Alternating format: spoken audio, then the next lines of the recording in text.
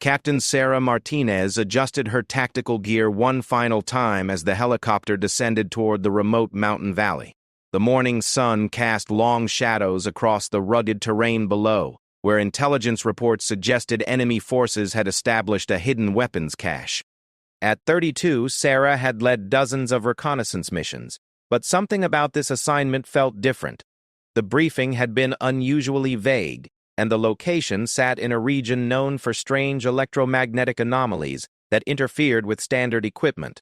Her team consisted of 4 experienced soldiers: Sergeant James Tank Morrison, a demolitions expert with 15 years of service; Corporal Lisa Chen, their communications specialist who could make any radio work in impossible conditions; Private Miguel Santos, a sharpshooter whose eyes could spot movement from impossible distances; and Private Ashley Walker, their newest member but already proving herself as an exceptional tracker.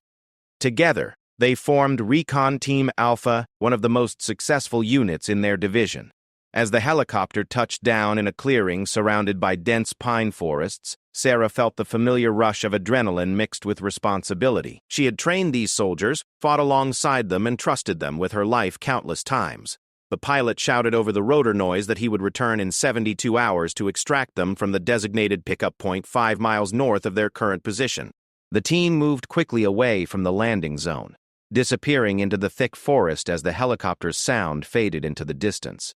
Sarah checked her GPS device, noting their coordinates and the route they needed to follow to reach their target area. According to satellite imagery, the suspected weapons cache lay hidden in a series of caves approximately 8 miles deeper into the mountains, accessible only by foot through treacherous terrain. The first day passed without incident as they made steady progress through the wilderness. Tank cleared potential booby traps along their path, while Chen maintained radio contact with Base Command, reporting their position every 4 hours as protocol demanded. Santos took point, his keen eyes scanning for any signs of enemy presence, while Walker documented their route and watched for tracks that might indicate recent human activity in the area. By evening, they had covered 6 miles and established a temporary camp in a natural depression that provided good cover from observation. Sarah reviewed their mission parameters while the team prepared a cold meal, knowing that any cooking fires could reveal their position to hostile forces. Their objective remained straightforward: locate the weapons cache, gather intelligence on its contents and security measures, then return to the extraction point with detailed reconnaissance data. As darkness fell, strange phenomena began to manifest around their campsite. The temperature dropped more rapidly than weather forecasts had predicted, and their electronic equipment started experiencing intermittent malfunctions. Chen's radio crackled with unexplained interference, while Santos reported that his night vision scope was displaying bizarre light patterns that seemed to originate from nowhere. Sarah dismissed these anomalies as equipment issues caused by the region's known electromagnetic disturbances. The second day brought them within striking distance of their target area. As they approached the coordinates where intelligence suggested the weapons cache was located, the strange occurrences intensified. Compasses spun wildly, GPS devices provided contradictory readings, and even their mechanical watches seemed to run at different speeds.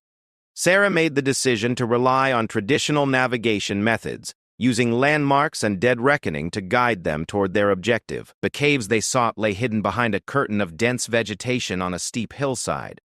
Santos discovered the entrance first, noting fresh tire tracks and footprints that indicated recent activity. Sarah felt a surge of satisfaction knowing their intelligence had been accurate, but she also recognized the increased danger they now faced. Enemy forces were definitely operating in this area, and her team would need to exercise extreme caution. They spent hours conducting detailed surveillance of the cave entrance, documenting guard rotations, security measures, and the flow of personnel in and out of the facility. Walker's tracking skills proved invaluable as she identified multiple routes enemy forces used to access the caves, including a hidden path that might allow the team to approach undetected. Chen managed to intercept several radio transmissions, though the strange electromagnetic interference made translation difficult. As the afternoon progressed, Sarah noticed that the light in the valley began behaving strangely. Shadows fell at impossible angles, and the sun seemed to shimmer and dance in ways that defied explanation. Tank joked that the mountains were playing tricks on their eyes, but Sarah could see the concern in her team's faces. None of them had experienced anything quite like this before, and it was affecting their ability to maintain accurate observations of the target site. Despite the unusual conditions, they continued gathering intelligence throughout the day. Santos counted at least 20 enemy soldiers moving in and out of the caves, while Chen identified several different radio frequencies being used for communications. Walker discovered additional entrances to the cave system, suggesting the facility was much larger than initial intelligence had indicated. Sarah realized they had stumbled upon something far more significant than a simple weapons cache. As evening approached, Sarah made the decision to postpone any infiltration attempts until the following day. The strange atmospheric conditions were making it too difficult to maintain proper surveillance and communication with their base. She wanted her team fresh and alert before attempting to gather intelligence from inside the cave system. They withdrew to a concealed observation position about half a mile from the target area. The third morning brought even more unusual phenomena. The air itself seemed to shimmer and distort, creating visual effects that made accurate observation nearly impossible. Chen's attempts to contact base command resulted in nothing but static and strange whistling sounds that seemed to emanate from the radio equipment itself. Sarah began to suspect that their mission parameters had not included vital information about the true nature of this location. Despite the growing strangeness, Sarah remained focused on completing their mission. Her team had trained for operations under adverse conditions, and she was confident in their ability to adapt to unexpected circumstances.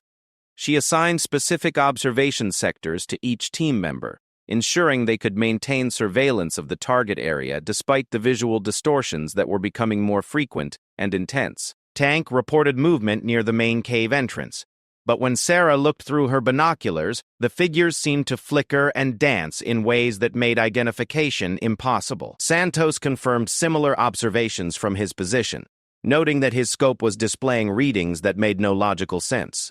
Even Walker, whose tracking abilities rarely failed her, admitted that the footprints she was finding seemed to appear and disappear without explanation. By midday, the strange light phenomena had intensified to the point where normal surveillance was becoming impossible.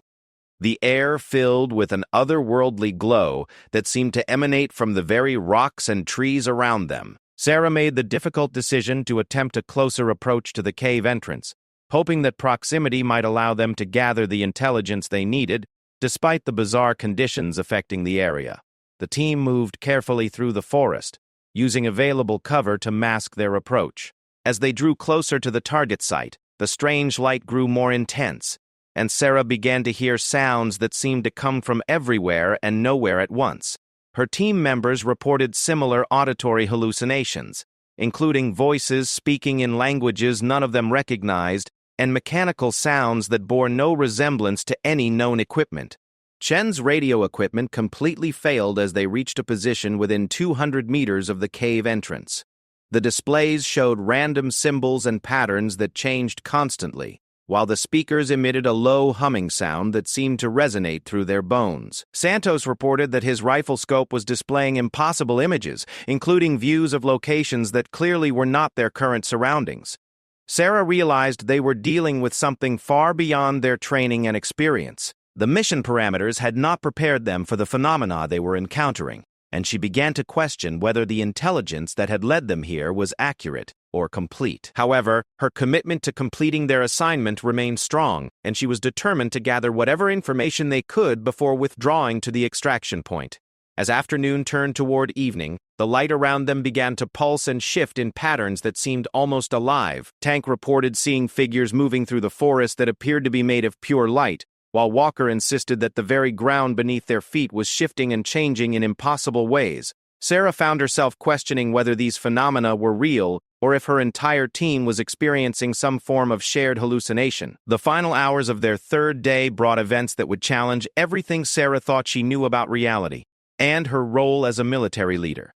As her team prepared to withdraw from their observation position, the strange light that had been building throughout their mission suddenly intensified beyond anything they had experienced. The world around them seemed to dissolve into pure, blinding radiance that made thought itself difficult. In that moment of overwhelming brightness, Sarah heard her team members calling out to her, their voices seeming to come from impossible distances despite their close proximity. She reached out, trying to maintain physical contact with her soldiers, but found herself grasping at empty air.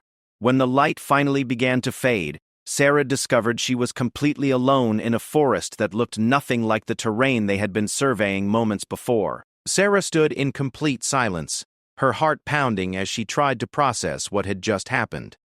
The forest around her looked familiar, yet wrong, as if someone had taken the landscape she knew and subtly altered every detail. The trees were the same species of pine, but their arrangement was different. The rocky outcroppings remained, but they cast shadows that fell in directions that defied the position of the sun overhead. She called out for her team members, her voice echoing strangely in the altered environment. "Tank! Chen! Santos! Walker!"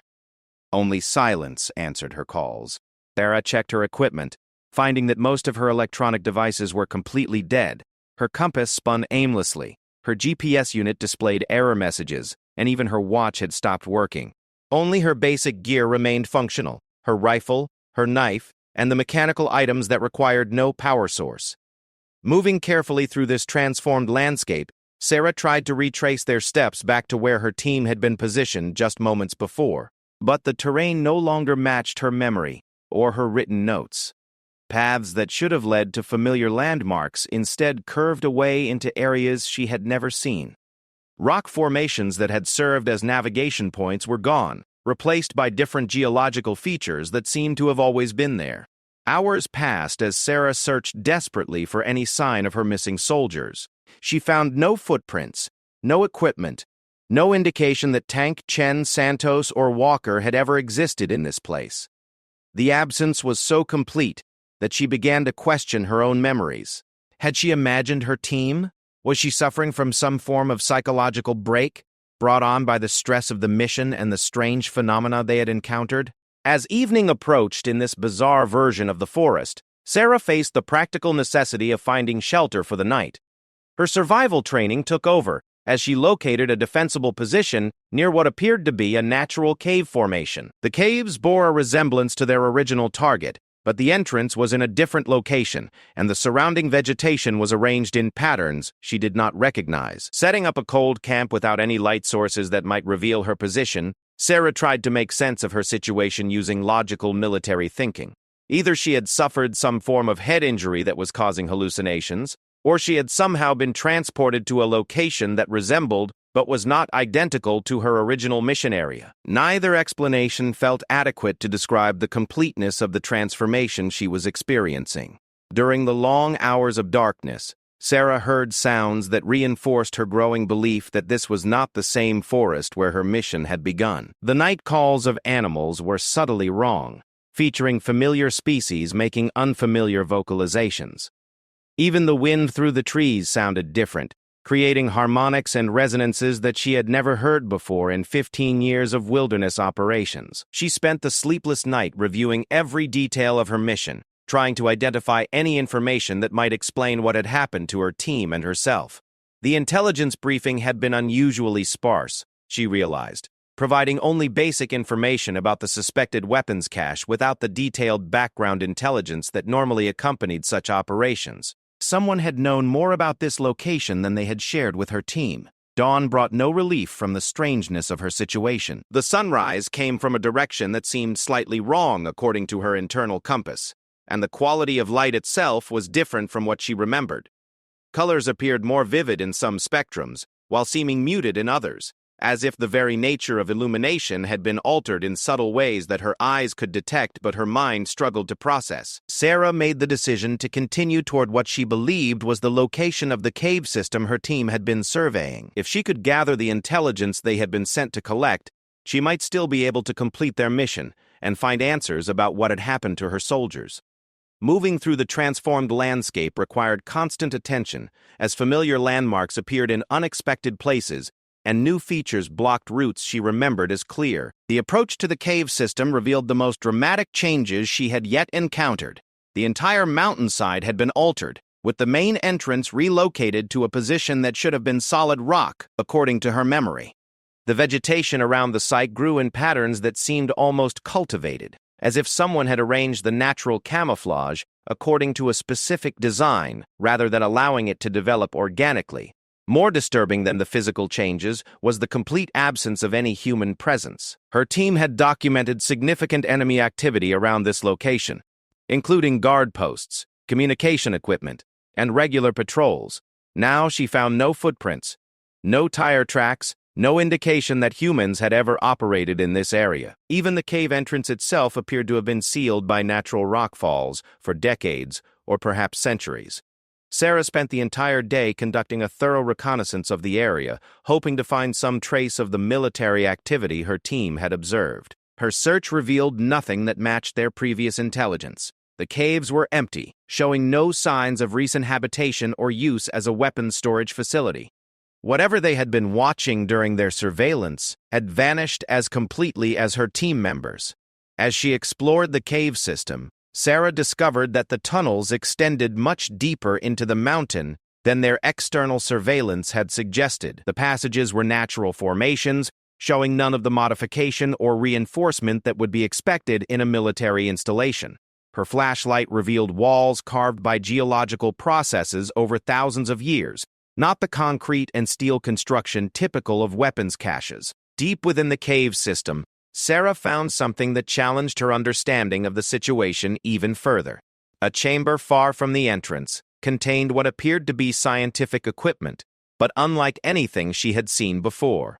The devices were clearly technological, yet their design and materials bore no resemblance to military hardware from any nation she was familiar with. The equipment appeared to be centuries old, yet showed no signs of decay or malfunction. Among the strange devices, Sarah discovered written materials that she could not read. The symbols and characters were unlike any language or code system she had studied during her military career. However, some of the diagrams and technical drawings seemed to relate to the electromagnetic phenomena her team had experienced. The documentation suggested that the unusual light effects were not natural atmospheric disturbances, but the result of deliberate technological manipulation. Further exploration of the chamber revealed what appeared to be observation logs written in the same unknown script. While she could not read the text, the numerical data and timestamps indicated that someone had been monitoring activity in the area for an extended period. The dates, if she was interpreting them correctly, went back several years and continued right up to the time when her team had begun experiencing the strange phenomena. Sarah realized that her reconnaissance mission had stumbled into something far more complex than a simple weapons cache investigation. The evidence suggested that an unknown group had been conducting long-term scientific research in this location, possibly studying the natural electromagnetic properties of the region or developing technology that could manipulate those properties for purposes she could not determine.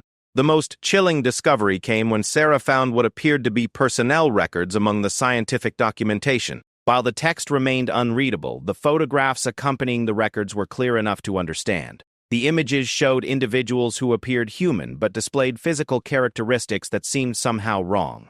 Their proportions were slightly off, their features subtly altered in ways that created an uncanny valley effect that made her deeply uncomfortable.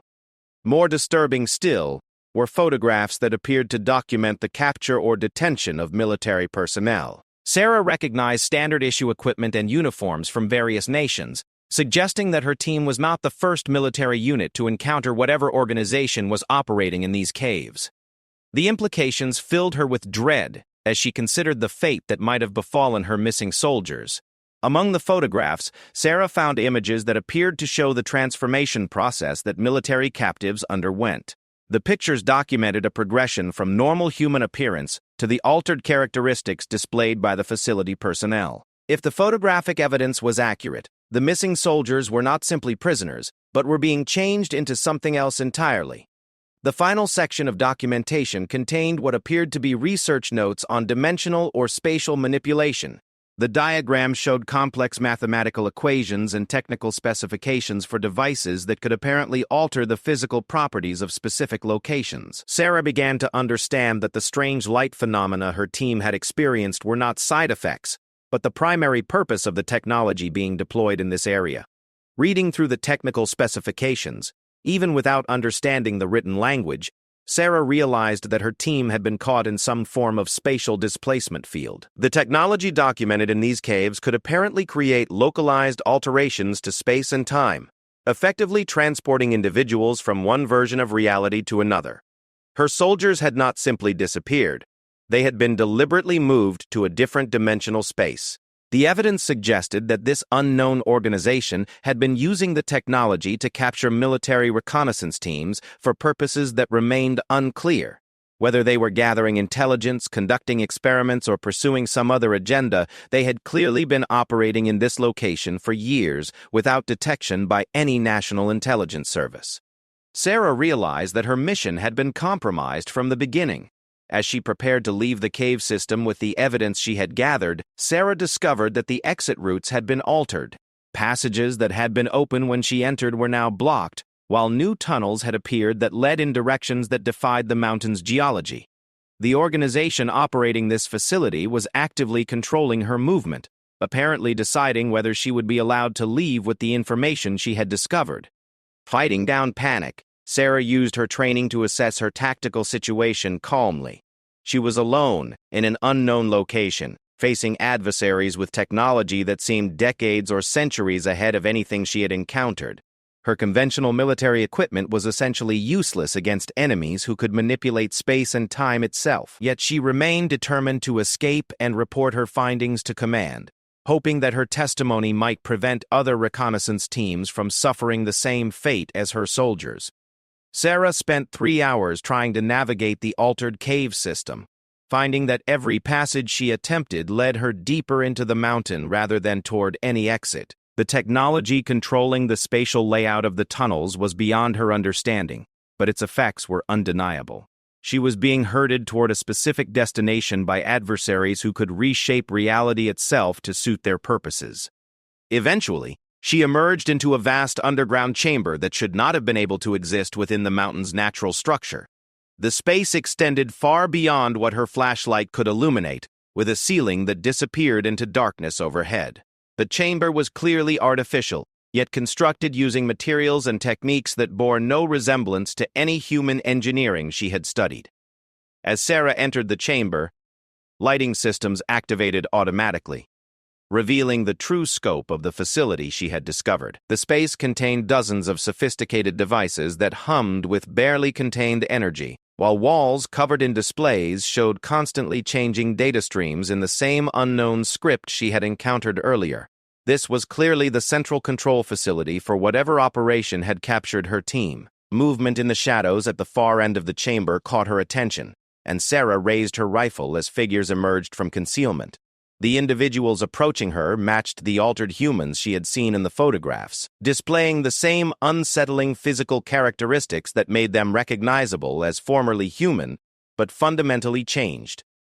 Their movements were too fluid, their proportions slightly wrong, in ways that triggered immediate unease. The lead figure spoke to her in perfect English, though its voice carried harmonic overtones that no human throat could produce.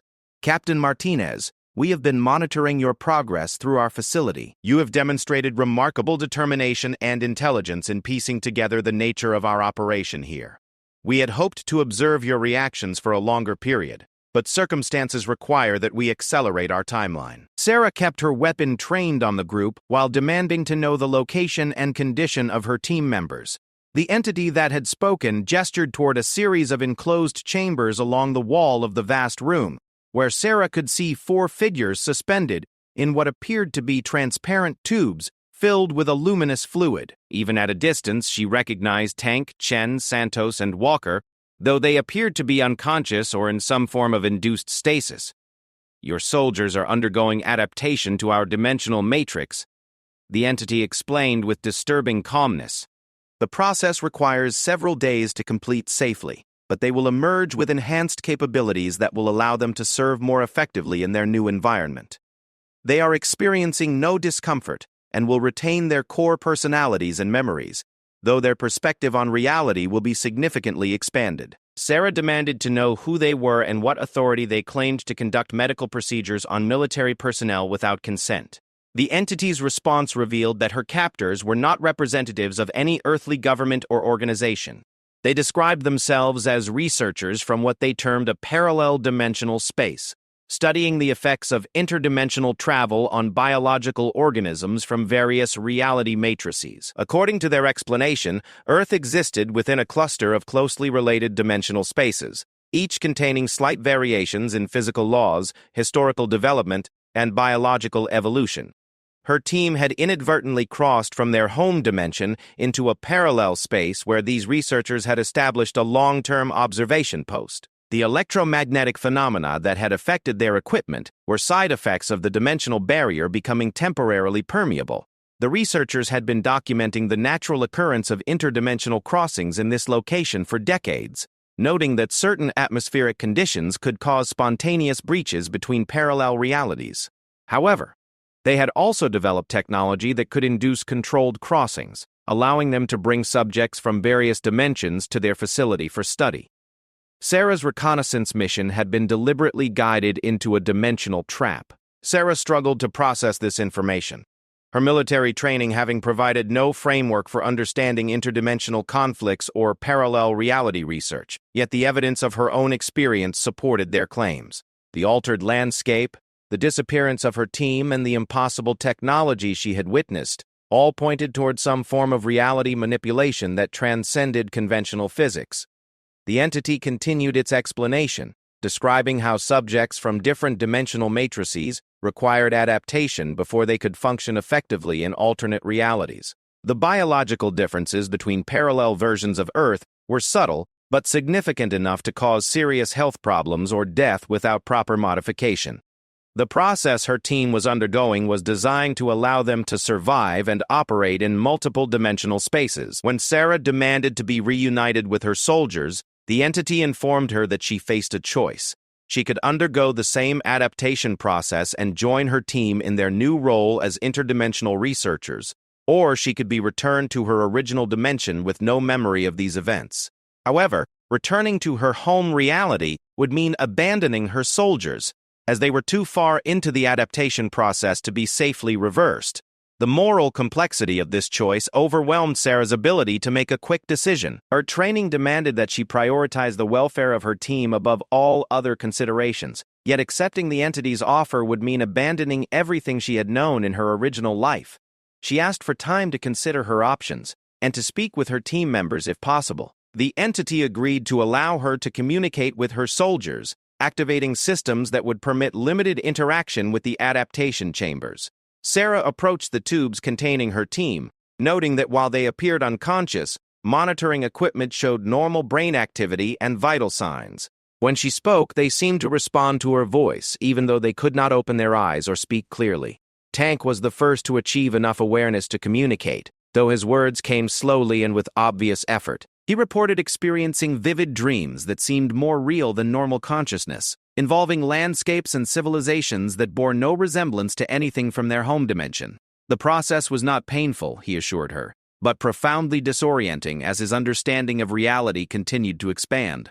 Chen described similar experiences, adding that she was beginning to understand the technology that surrounded them in ways that her original training should not have made possible. The adaptation process was apparently enhancing their cognitive abilities along with their biological modifications, allowing them to comprehend scientific concepts that would have been beyond their previous educational background. Santos reported that his enhanced perception was showing him details about their situation that normal human senses could not detect. He could see the dimensional boundaries surrounding their location, observing how their captors moved between different reality matrices as easily as walking through doorways. The revelation filled him with both wonder and terror as he realized the true scope of the multiverse they had discovered. Walker, despite being the newest team member, seemed to be adapting most quickly to the process. She described sensing connections between all living things across multiple dimensions, experiencing a form of expanded consciousness that allowed her to perceive the thoughts and emotions of beings in parallel realities. Her tracking abilities were being enhanced to work across dimensional boundaries, making her invaluable to interdimensional research operations. After speaking with each of her team members, Sarah found herself facing an impossible decision. Her soldiers were clearly being changed in fundamental ways, yet they did not seem to be suffering or losing their essential humanity. The entity had been truthful about the process, preserving their personalities and memories while expanding their capabilities beyond normal human limitations. The researchers explained that they represented only one of many organizations studying interdimensional phenomena across the reality cluster containing Earth. Some groups were benevolent, seeking to understand and preserve the stability of the dimensional matrix, while others pursued destructive research that could threaten the existence of entire realities. Sarah's team would be trained to identify and counter hostile interdimensional activities. Sarah asked about the fate of previous military units that had been captured for this adaptation process. The entity showed her records of dozens of soldiers from various nations who had crossed into their dimension over the past several decades. Most had chosen to join the research program after understanding the scope of the interdimensional conflicts that threatened all realities. A few had opted to return to their home dimensions with modified memories. The choice was presented clearly. Sarah could remain in her original reality and continue her normal military career, but she would lose all memory of her team and this experience. She would be provided with false memories explaining their disappearance and would never know the truth about the interdimensional threats facing her world. Alternatively, she could join her soldiers in their new role as interdimensional guardians, gaining abilities beyond human limitations, but leaving her old life behind forever. As Sarah weighed these options, alarms suddenly began sounding throughout the facility. The researchers moved with urgent efficiency, activating defensive systems as their monitoring equipment detected what they described as an interdimensional incursion by hostile forces. Sarah realized that the theoretical conflicts they had described were becoming an immediate reality, and her decision would have to be made under combat conditions. The entity that had been speaking with her approached urgently, explaining that hostile researchers from a parallel reality were attempting to breach their facility's dimensional barriers. These enemies sought to steal the adaptation technology for their own purposes, which included creating armies of modified soldiers who could invade and conquer multiple realities. Sarah's military expertise would be valuable in defending against this attack, but only if she chose to undergo the adaptation process immediately. Looking at her team suspended in their adaptation chambers, Sarah realized that her choice had already been made. She could not abandon her soldiers to face interdimensional conflicts alone, and she could not return to ignorance while knowing that hostile forces threatened the safety of multiple realities. Her oath to protect and serve extended beyond the boundaries of her home dimension, when the stakes included the survival of countless parallel Earths. Sarah informed the entity that she accepted the adaptation process, with the condition that she be allowed to participate in the defense of the facility as soon as her modifications were complete. The researchers quickly prepared an adaptation chamber for her, explaining that her process would be accelerated to meet the immediate tactical needs of the situation. She would emerge with enhanced capabilities within hours rather than days, though the rapid transformation would be more intense than the gradual process her team was experiencing. As Sarah entered the adaptation chamber, she took one last look at her soldiers and made a silent promise that she would protect them through whatever challenges they would face in their new roles as interdimensional guardians. The luminous fluid filled the chamber around her, and she felt her consciousness expanding as the technology began reshaping her biology and enhancing her cognitive abilities beyond the limitations of normal human existence. Sarah emerged from the adaptation chamber with her consciousness fundamentally altered, yet completely intact. Her memories remained vivid and personal, but her understanding of reality had expanded beyond anything her previous existence had prepared her for. She could perceive the dimensional boundaries surrounding their facility, seeing them as shimmering walls of energy that separated their reality from countless parallel versions of Earth. Her enhanced senses immediately detected the approaching hostile forces that had triggered the facility's defensive protocols. The attackers were moving through dimensional space using technology similar to what the researchers possessed, but their intentions were clearly malevolent. Sarah could sense their aggressive emotional resonance across the dimensional barriers, recognizing the familiar patterns of military aggression amplified by interdimensional capabilities. The entity that had guided her transformation approached with equipment designed specifically for her enhanced physiology. The weapons resembled firearms but operated on principles that affected interdimensional space rather than simple projectile physics. Sarah found that her modified consciousness intuitively understood their operation, as if the knowledge had been directly integrated into her neural pathways during the adaptation process. Her team members were emerging from their own adaptation chambers, their enhanced capabilities making them immediately effective despite having no training with interdimensional combat techniques. Tank's understanding of explosives now extended to devices that could destabilize dimensional barriers, while Chen's communication skills allowed her to coordinate across multiple reality matrices simultaneously. Santos could track targets through dimensional space, and Walker could navigate between parallel realities as easily as moving through familiar terrain. The attacking force consisted of modified soldiers from a parallel Earth, where military organizations had discovered interdimensional travel decades earlier and used it to build a conquering empire across multiple realities. Their version of humanity had developed along more aggressive lines, creating a civilization dedicated to expanding their control over the entire dimensional cluster through force and technological domination. Sarah and her team joined the facility's defenders in a conflict that transcended normal military concepts. Battles were fought simultaneously across multiple dimensional levels, with combatants moving between parallel versions of the underground chamber to gain tactical advantages. Sarah found her enhanced consciousness adapting quickly to these complex combat conditions, drawing on her military training while integrating new capabilities that defied conventional strategy. The hostile forces had brought their own adapted personnel, soldiers whose modifications emphasized combat effectiveness over the research focus of Sarah's allies. These enemy combatants moved with inhuman speed and displayed resistance to conventional weapons, requiring the defenders to use their dimensional manipulation technology in creative ways to achieve effective countermeasures. During the intense fighting, Sarah gained deeper insight into the nature of the conflict that threatened all realities in their dimensional cluster. The aggressive parallel Earth had already conquered dozens of alternate versions of their world, strip mining their resources and enslaving their populations to fuel continued expansion. Their ultimate goal was complete dominion over every possible variation of human civilization across all accessible realities. The research facility Sarah had discovered served as one of many monitoring stations established by cooperative interdimensional organizations to detect and counter hostile incursions.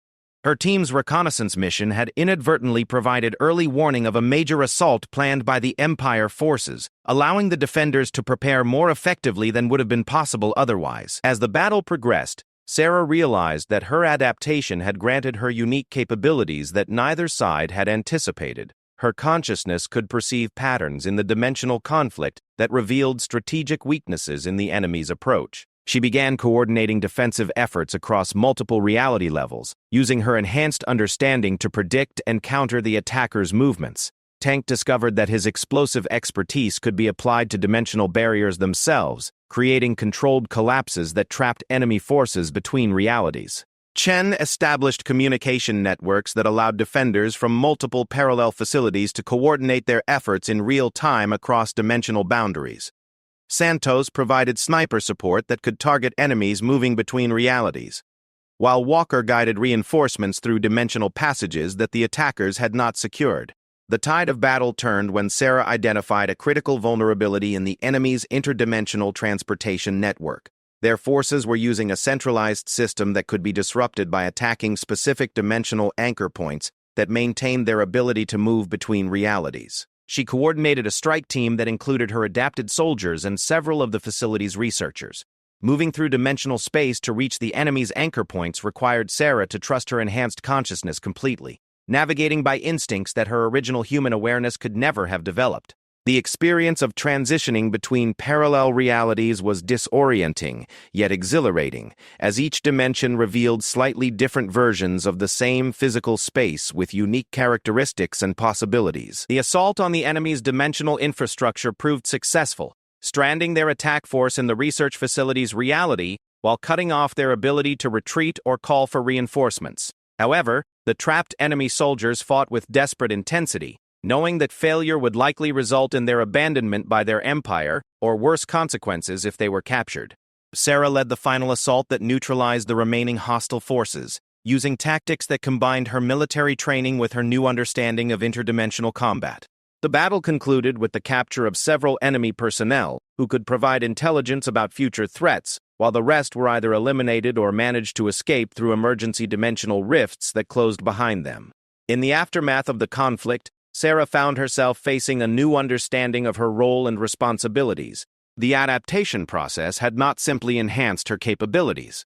It had connected her to a vast network of consciousness that spanned multiple realities. She could sense the thoughts and emotions of countless parallel versions of herself across the dimensional cluster, each facing their own versions of the ongoing interdimensional conflicts. The researchers explained that her unique adaptation had created possibilities they had not previously considered. Her consciousness had integrated the enhancement process in ways that maintained stronger connections to her original humanity, while gaining unprecedented access to interdimensional awareness. This combination made her potentially valuable as a bridge between normal human understanding and the expanded consciousness required for interdimensional operations. Her team members had undergone similar unique adaptations, each developing specialized capabilities that reflected their individual personalities and skills while transcending normal human limitations. Together, they formed a unit uniquely qualified to operate across multiple realities while maintaining the tactical cohesion and trust that had made them effective in their original dimension. Sarah learned that the conflict they had participated in was only one engagement in a much larger interdimensional war that had been ongoing for decades. The aggressive empire continued to expand across the reality cluster, conquering and enslaving parallel versions of Earth, while the cooperative research organizations worked to develop countermeasures and protective strategies. The mission parameters that had brought her team to this location were revealed to have been carefully orchestrated by allies within her original military command structure. Certain individuals in her home dimension's intelligence services had been aware of the interdimensional threats and had been secretly identifying personnel who might prove suitable for adaptation and recruitment into the defense forces. Her original reconnaissance mission had been designed to test her team's suitability for interdimensional service while providing them with plausible circumstances for their disappearance if they chose to join the defense forces. The weapons cache they had been sent to investigate was real, representing an attempt by Empire forces to establish a foothold in her home dimension that had been neutralized by cooperative forces before her team's arrival. Sarah realized that her choice to undergo adaptation had not been as spontaneous as it had seemed. Her entire military career had been subtly guided toward developing the skills and psychological profile that would make her effective in interdimensional conflicts. Her team members had been selected using similar criteria, creating a unit that was predisposed to adapt successfully to the enhanced consciousness required for their new roles. The clarity that came with her adaptation extended beyond tactical and strategic understanding to encompass the fundamental nature of reality itself. Sarah could perceive the interconnectedness of all conscious beings across the dimensional cluster, understanding how actions in one reality created ripple effects that influenced events in parallel dimensions. This awareness brought both profound responsibility and unprecedented capability to effect positive change across multiple realities. Her enhanced consciousness also revealed the long-term implications of the interdimensional conflict. If the aggressive empire succeeded in conquering the entire reality cluster, the diversity of human development across parallel dimensions would be lost forever. Each conquered reality became a resource extraction site, stripped of its unique characteristics and possibilities. To fuel continued expansion, the cooperative forces defending against this expansion represented hope for preserving the infinite potential inherent in the dimensional cluster. Each reality that remained free continued to develop along its unique trajectory, exploring different possibilities for human civilization and consciousness. Sarah understood that her role in this defense was not just military, but fundamentally about preserving the freedom for countless versions of humanity to find their own paths forward. As she completed her first mission in her new role, Sarah reflected on the journey that had brought her from a conventional military reconnaissance assignment to becoming a guardian of multiple realities. The strange light that had initially seemed like an obstacle or enemy had actually been her pathway to a larger purpose and greater understanding than her original existence could have provided. Her team gathered around her as they prepared for their next assignment, each of them transformed yet fundamentally unchanged in their commitment to protecting others and serving a cause greater than themselves. They had lost their old lives but gained the ability to defend infinite possibilities for human development across the dimensional cluster. Sarah looked through the dimensional barriers surrounding their facility, seeing countless parallel versions of Earth where different versions of herself lived normal lives. unaware of the vast conflicts being fought to preserve their freedom to exist. Her adaptation had given her clarity about her true purpose: to stand guard over the infinite potential of human consciousness across all realities, ensuring that every possible version of humanity had the opportunity to find its own unique path toward the future. The mission that had begun with a simple reconnaissance assignment had evolved into something far greater than Sarah could have imagined. She had stepped through the mysterious light and found not just survival, but purpose, understanding, and the ability to protect everything she valued across infinite realities. Her team had disappeared into that light, but they had emerged as something more than they had been before, ready to face whatever challenges the interdimensional conflicts would bring.